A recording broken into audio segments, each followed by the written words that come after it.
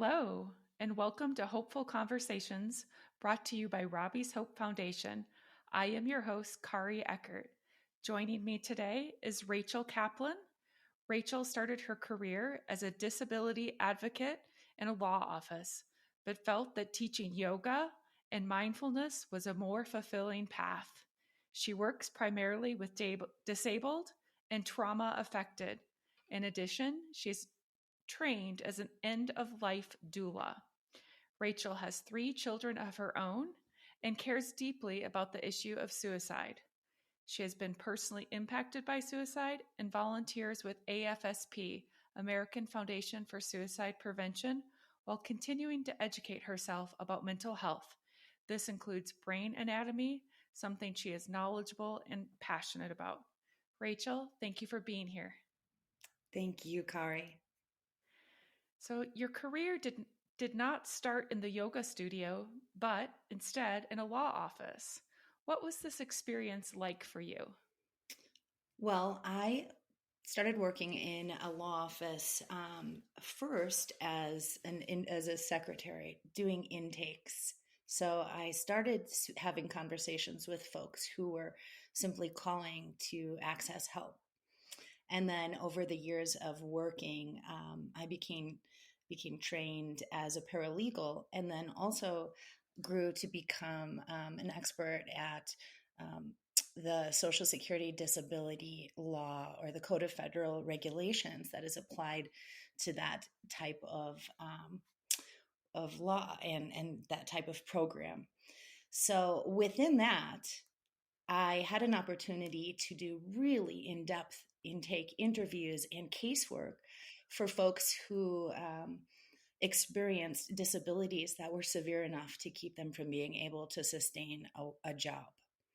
And in our society, if you cannot sustain a job, then very often you are unable to access medical treatment, you're unable to support your family, and the chain, the consequences that unfold are absolutely life changing and life threatening. So within that work, I became familiar with families, sometimes for 6 months, sometimes for 2 years, sometimes for 6 years, with a very intimate knowledge of how impactful a disability can be on someone's daily life, their ability to perform daily activities, and then beyond that, their ability to sustain relationships, to take care of their families.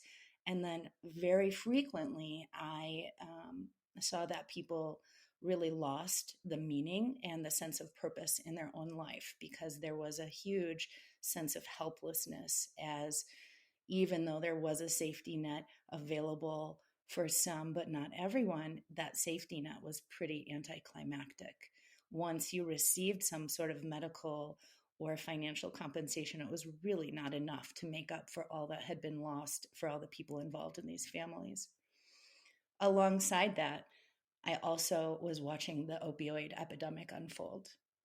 And I came to just be honestly terrified of the idea of how addictive and how destructive the opioid dependence could become, and how much it could interfere with an individual's ability to heal. And then, moreover, how many different impacts it had on mental health and physical health. It's a really terrible situation. So, disability, and then looking at the opioid connection, leading to kind of set people off, catalysts for hardness, struggles.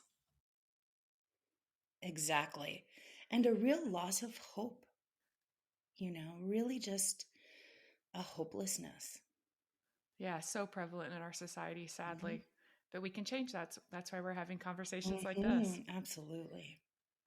So, how did you exactly get into the practices of yoga and mindfulness?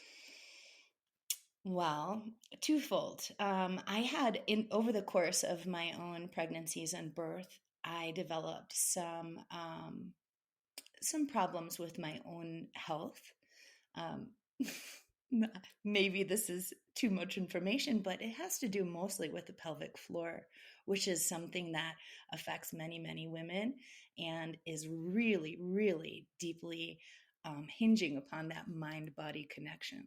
There's not really a pill that you can take to help heal that. It has to do with behaviors. It has to do with your emotional health, your mental health, and then also working on your physical health. So that's a really tall order that requires practice, which is exactly what yoga is here. This is a practice. And then I will say I really leaned into it around 2015 when I became pretty sad about what was happening in our society. Again, that feeling of sort of hopeless, like what's going on here, of the real lack of compassion. And I realized that I had to get a better handle on my thought processes so that there could be some space between my thoughts and my reactions to my thoughts. And yoga is a great way to home in on that, the ability to give yourself a little bit more time between the thought and the reaction. That's good. I like before you even answered that question, I could hear you like audibly take a breath and just like the mindfulness and the breathing techniques that so often we don't do. I'm trying to learn to do that more frequently, and it's so calming and just settling to be here in this space versus just jumping way ahead. So, Guided by Humanity specializes in trauma sensitivity. Can you explain what that is? Sure. From our perspective, so we're a nonprofit organization. I'll just give a little bit of background. Um, we were The founded. first yoga nonprofit in Colorado, I read on your website. Yeah, yeah, yeah. Nothing, we're a little proud of that. So our director, Mary Sims, was a direct service provider working with folks with intellectual and developmental disabilities. And she really wanted to create a space that was safe and welcoming. Unfortunately, in the yoga industry, there is a lot of feeling of ableism and sort of exclusion. And that is the practices within yoga and mindfulness are so empowering to every single person, everybody, regardless of ability. So she sought to create a place that was going to be inclusive, that was going to focus on accessibility, that would be mindful of our issues with equity, the discrepancy between who can access health and wellness. So within that notion of helping to serve folks who are underserved, we have to acknowledge that folks with disabilities are more um, likely to be abused than folks who do not experience disabilities. And we do have a really high level of abuse in our country, but there are some really big factors that make it even more dangerous for adults experiencing disabilities and children experiencing disabilities. Just to name a few, one is sometimes there's communication issues and folks are not able to advocate for themselves. Additionally, they are isolated. A lot of times, folks experiencing disabilities are grouped into living situations that are isolated, and so abuse can go on without it being discovered. It's kind of a hidden problem. And then beyond that, very often it's a caregiver or someone that the folks are dependent upon who is the one who's perpetrating the abuse. And it can range from physical, emotional, verbal, financial. There can be issues of medical mistreatment. And then, of course, can also be sexual abuse as well. So, acknowledging that this is a fact of our society, it's going to take what we call radical awareness of the idea that there are so many different experiences coming into our space. And if we use that radical awareness to open our minds, open our hearts to become more compassionate about what people may be experiencing, then we find that it completely causes us to change our language so that we are more mindful of the language that we're using, and we're using language that is going to make someone feel safer in our space. So beyond Radical language, awareness. I like that. oh, yeah, sorry, I don't mean to keep talking. That's okay. I feel like trauma sensitivity is something that could benefit all of us. Like it doesn't just apply to disabled or, I mean, there's so many groups of our society right now that are being like micro focused on. And if we could bring trauma sensitivity to most of our language and most of our conversations, we could all benefit. It could just, that's my opinion, I guess. I think you're right, and we'll talk more about this in a little bit. But I think it has a lot to do with our brains and the way our brains work, Yeah. and what it is that um, we are feeling when our nervous system is dysregulated. Well, Rachel, you're making like the perfect transition because that was next. So, you are educating yourself on the neurobiology of reflection. Is that accurate? Yeah, it's actually called the neurosequential model of reflection. The neurosequential model of reflection. Right. So, how does brain anatomy come into this? So, and I will say, just to give credit where it is due, my teacher is Bruce Perry, and he came up with this program. He is a child psychologist and a neuroscientist. And so, what it really is acknowledging that we have different levels of our brain. Probably all of us are aware that we have that brain stem that is the fighter, allows for the fight or flight response. Those are our survival responses. And to speak to that, when we're in fight or flight, something's happening that is causing us to respond in that reflexive way.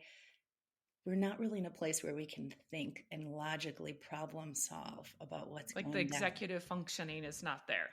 That's right. And it just can't be. That's the way our brain is. Right. So as we move up into our brain, the second part of our brain is the diencephalon or limbic system. And in there, when we're up in that space, because we have regulated that brain stem place, so we're not in fight or flight, now we're in that middle part of our brain, we can access some more functions that involve, emotional contact. We can start to be a little bit more concrete in our thinking. We can respond a little bit better. We can find some sensitivity. We're a little bit more able to tap into the things that are driving us and driving our responses. And we can also keep a history there, and then also and respond to that historical lens we have, which is a great place, but there's more to us. If we can regulate ourselves even further, then we can get up into that higher level of our brain, our newest mammalian part of our brain called the neocortex. And up in there is where we get to that place where we can reflect, we can collaborate, we can invent, we can have this amazing ability of humans called metacognition, which is our ability to think about our thoughts. And that's that space that gives us a little bit of control between what it is we're feeling and thinking and what we're going to do about it. The ability to think about our Mm-hmm. thoughts. So, what age, like developmentally, when does a young person, I would suspect it's a child, be able to come into that second level, that third level of their brain capacity? Yeah, that's a great question. And actually, we all experience, depending on what it is that we're going through, we can be in those different age levels. So when we're talking about that higher level, we're talking about like 15 years old. And then as we get younger, let's see, I took some great notes for you. I had it. So let's say we are that highest functional age, 15. And then the fight or flight place, that's at like 1 or 3 years, 1 to 3 years. And then when we can get into there's also some responses. There's one called freeze and flock. And flocking is this notion of looking to the group for some sense of safety and approval. And that's a little bit Flocking like more a bird. like our adolescence, right? Huh. So not we're not responding with anger, we're not running away from the situation, we're looking to our peers for some sense of safety, which is not always the best solution. And in fact, we do that. Again, we can go through this age group depending on what it is that we're experiencing. So if you've ever been into a situation like maybe in a workplace where everyone's really upset about the way someone handled something and it's just a big complaining session, that's a little bit more like that flock place, because there's not like brainstorming, there's not collaboration about how to make it better. There's just a whole lot of complaining to get everyone on the same page. And I think we actually also see that quite a bit in social media. So it's not really Ah, helpful. It's actually certainly we do. dysregulating. Yeah. Oh, the connections are so deep. Yeah.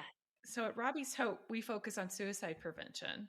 So, can we make the connection with mindfulness and reflection in the mental health world, particularly to youth? Do Hmm. you think that's possible? Yeah. So I think that there's really something here. I think it's really deep, and I know we only have a short period of time to talk, but um, and I appreciate that you said that I have 3 children myself. I have a 14-year-old. So if we think about mindfulness and we are aware of the fact that our brain has these levels, and these levels are connected to a biological response. Right now, people are not um, helped by our culture and our society to regulate their nervous system. And that dysregulated nervous system leads people to try to find some sort of comfort or feedback, for better or for worse. We've probably heard the idea of like looking for attention, whether it's good or bad, because it's some kind of feedback coming into our system. Feedback. Hmm. Yeah. So, in a society that um, is really dysregulating in so many different ways, we are also losing our ability to maintain connections, real connections that are regulating. So, again, if we could talk about that social media place, it may be a very superficial level of connection that feels fulfilling because it ticks the box of, boy, this is interesting, I can't look away, but it's not grounding. It doesn't fulfill that inner need to actually connect with a person and be heard, and then also have that reciprocal conversation. So that's a really dysregulating. But then beyond it, when we look at all of the experiences that humans have over their life, many, many transitions, we can become fearful of what we don't know. We can become attached to um, wanting to feel a certain way, or even our expectation of what something should be. And I believe that in mindfulness, it gives us an opportunity to step back and look at all the layers of our existence.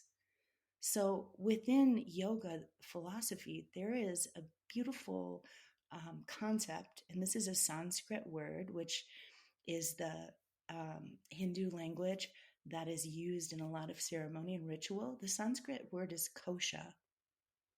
Kosha? How do you Kosha. spell that? Kosha. Okay. And what it means is sheath. And it's an ancient idea of describing our being as layers of ourself. We have our physical layer, which is the easiest to see, to come into contact with, maybe to understand. And then we have an energy layer, which you can feel if you take a moment to notice what's going on. How's your energy moving? We have an emotional layer. We have an intellectual layer. And then we have another layer of ourself that some would call soul or spirit. And I like to even describe it, if folks are not, if that idea of soul or spirit isn't relevant to them, what about that idea of being able to be devoted to something, to love, maybe even? So we have these layers of ourselves. And so if we're going through challenge, for example, chronic pain, there is an invitation in mindfulness to look and see what else is present for you.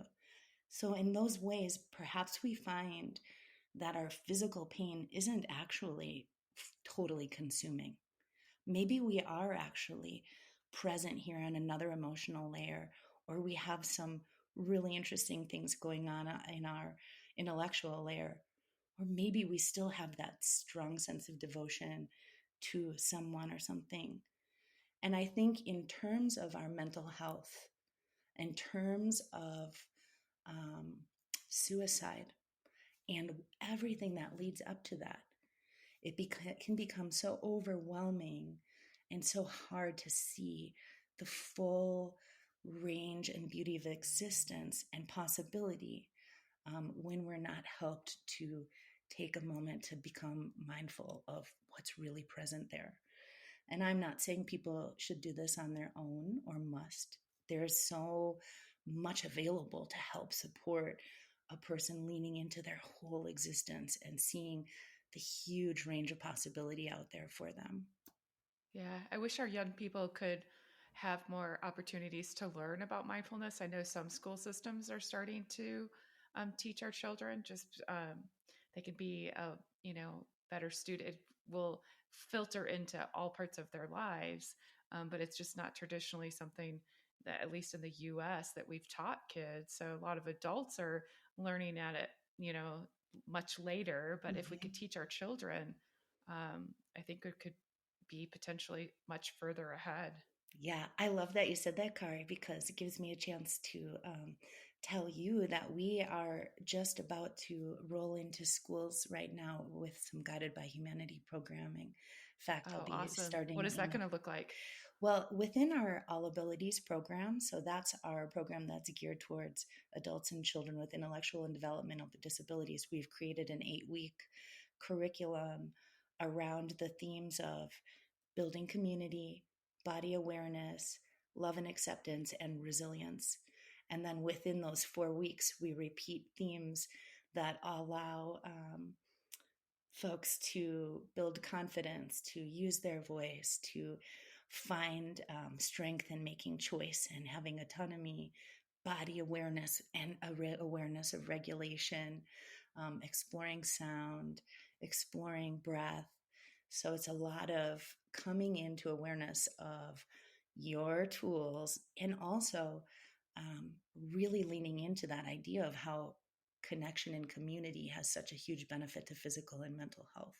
Mm. So we'll be coming and teaching classes. And then we also have a really cool program along those lines of that All Abilities Yoga. That's a peer to peer program. And so Nice. we'd like to expand that. But we started our first cohort. They actually just graduated and will move into a year-long apprenticeship at our studio. So this is a cohort of adults experiencing intellectual and developmental disabilities who have learned over the last 6 months how to be a facilitator of our All Abilities Yoga program, because we really believe that representation is a huge piece of inclusion. So so empowering to find someone with a lived experience who's able to help guide and teach you about some of these tools. So we would love to, Tools are so important. This is yeah. awesome.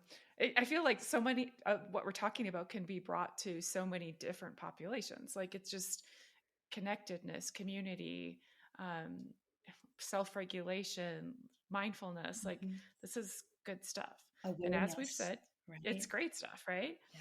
As a mother yourself, Rachel, how do you feel parents can incorporate these practices with their children and teens? Hmm. All right. I'm going to lay it down, and probably some people aren't going to like it because it has to do That's with okay. This is your putting, opinion. yeah, my opinion. It has to do with putting down your screen a lot, because we ask our kids to get off the screen, and we see that our children's ability to maintain attention is gets shorter and shorter the more time that they spend, um, in part because of the nature of however they utilize their screens. A lot of scrolling, right? One thing to the next to the next. I think that we've become really bad about multitasking to the extent that we're really not good at what we are trying to focus on. Our brains aren't designed to Mhm. multitask. Yeah, so we have to lead by example. We have to put the Yes. screen down. We have to be present. And I know it's not always easy, but one way that we can do that is to become in real close contact with our own nervous system and where we are at in our nervous system, and to treat ourselves with compassion accordingly. So, going back to this idea, if we're in fight or flight, we're not going to be in a place where we can guide anyone else to be doing the right thing. We have to be able to settle ourselves down. And then, even if we move up just a little bit and we find ourselves a little bit more able to speak and to request, we may find ourselves in a place where we are giving ultimatums, or we are forcing people to do things because that's what we want. But if we could step back, we would find maybe that we're still a little rigid in our mindset. And we got to settle Yeah. ourselves down just a little bit more so that we can get to that level where we're actually listening, reflecting, and in a place where we can collaborate and discuss with our children. So that's a huge one. Have a meaningful conversation. Yeah. But Certainly there's a correlation with our phone and our well-being and our mindfulness. I think sadly our young people have taken the brunt of it though, and there's so many adults that could model this for the young people that are watching them and benefit themselves. Like you mentioned at the beginning of this conversation, the flocking. Like, let's flock to our phones versus let's flock to one another and have a conversation. And I always say, two ears, one mouth. mm, Listen twice as much as you talk. I love that. I love that. I would love to add one more thing that I think is super Okay. important, as we've just moved into the school year here. And again, I don't think this is easy, because we have been we've been having discussions about this every single night in my house for the past week. Enough sleep. Enough Sleep sleep. is so important. It's such a regulation. Oh, Hmm. yeah. Yeah. We're a sleep deprived society, let alone our teens. Hmm. So we got to take the screen away and we got to go to bed. And Right. in our house, I'm like, you don't have to go to sleep. You can read. I'm not This telling you is good. bedtime is 8:30, but that is when No. you have to go to your room without a screen and figure out how you're going to settle down. And you can practice these things as well. I can as well. Absolutely. Yeah. Okay, so I'm curious. As a prior to raising my children, I was a funeral director, and you, Rachel, are trained as an end of life doula. So, in layman's term, can you explain what an end of life doula is? Sure. So, an end of life doula is not a medical treatment provider. Um, we provide non medical comforts to folks who are dying, or to the family members of someone who is dying. And it's attending to someone's physical needs, comfort measures, but then also that emotional, social, intellectual, and perhaps spiritual realm as well. Again, looking into the wide range of a person's existence and seeing where they can use some help. And in the context of dying, um, there is in our society a lot of fear around it, and a lot of stigma, much like there is with mental health challenges. So I really came to feel that I wanted to be able to have some honest and safe conversations about death and about people's thoughts and feelings about it. Um, It started because I am an adaptive yoga teacher. So I'm working with people who have experienced disabilities, oftentimes, and also back in my previous realm as a disability advocate, people coping with very serious health conditions and then coming back out of the hospital and having something looming before them. And as a yoga teacher, it's like, how can you tell people to settle down and start to calm themselves when we're not talking about the thing that's really weighing on their mind and maybe really dysregulating their nervous system if they are in fear? So, a lot of what I'm doing at this point is being present to hold space for conversation. It's work with folks about memories and discussing and making connections about what is important for them. What would it look like in the years or days or months ahead for them to have the most meaningful experience? But also, a end of life doula can help a person to organize their wishes. There can be assistance in planning a celebration of life or a funeral. There is help after a person has passed away, helping a family to sort through their grief and the belongings and possessions of an individual. Um, it has a lot to do with looking at what is surrounding that huge transition of death Huh. and It's very how interesting. to offer some comfort to folks on both sides of that.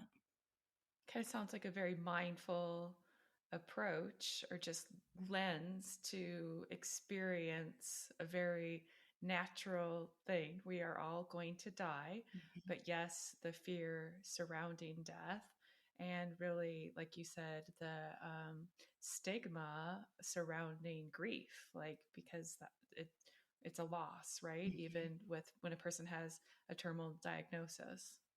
Very interesting. Yeah. I wanted to be a bereavement counselor Mm. back when I was in college. That's why I went into funeral service. So I just, but I loved being in funeral service because helping families at such a critical time in their lives was um, challenging, but so very, very rewarding. Mm. As I suspect being an end of life doula is as well. Mm. So, one more question, well, two more questions. Um, how can our viewers practice mindfulness in their everyday lives? Mm. Okay. I would love to share one of the favorite meditations that I'm using right now. Okay. All the time, it's accessible to everybody. So we have our five senses: our our sense of touch, our sense of sight, hearing, smell, taste.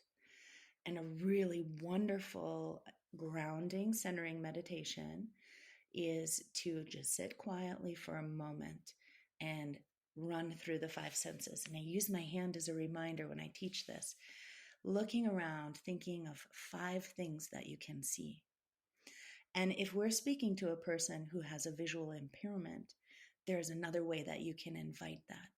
Maybe you invite five things that you're thinking of, or five things that you are um, can imagine. Then we move into four things that you can touch. What can you feel with your sense of touch? It could be what your hands are on, what your feet are on, what you're sitting on, the temperature of the air on your skin.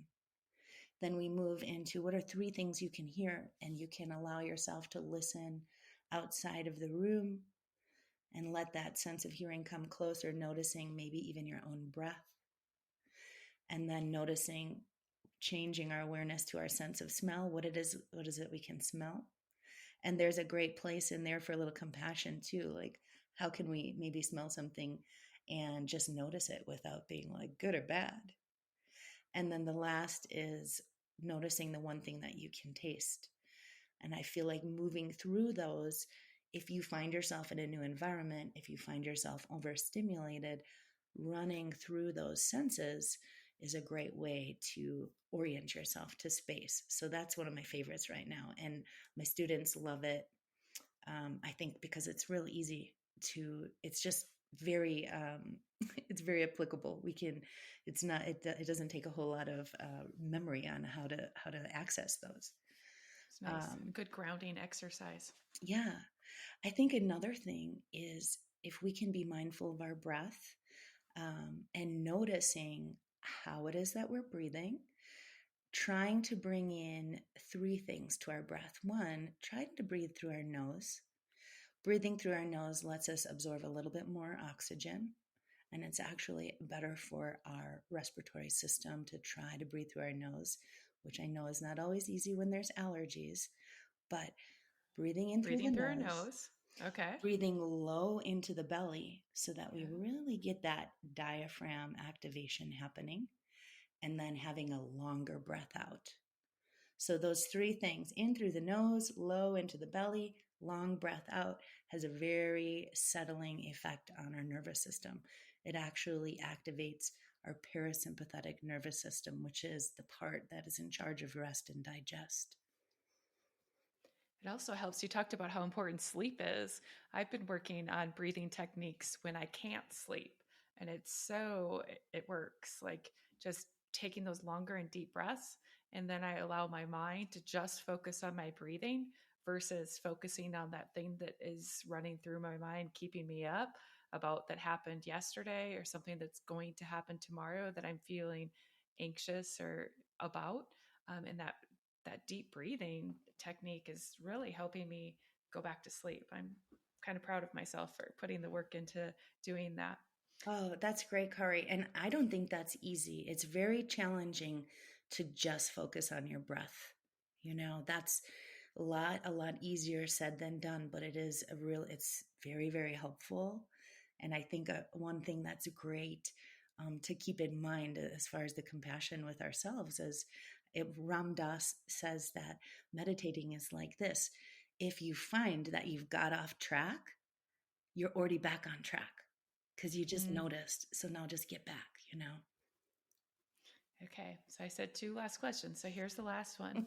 In a few words, what is something that you feel the world needs to hear right now? Mm, I love that question. Right now, I keep coming back to a really great book that I read. Um, and I just wrote down her name because I didn't want to get it wrong. It's Laura Vandersnoot-Lipsky, and the book is called Trauma Stewardship. And she had this line that I just think is so amazing. You may find that we are overwhelmed with suffering, and there's suffering everywhere. There's a million things to see about suffering, but there's also so many things, just as many things to find gratitude about. We just have to get creative. As much suffering as there can be, there is equal measure of things to feel gratitude about. Thank you. We didn't talk about gratitude, but it's such an important practice. Rachel, thank you so much for joining me today for a hopeful conversation. Be sure to tune in to our next episode.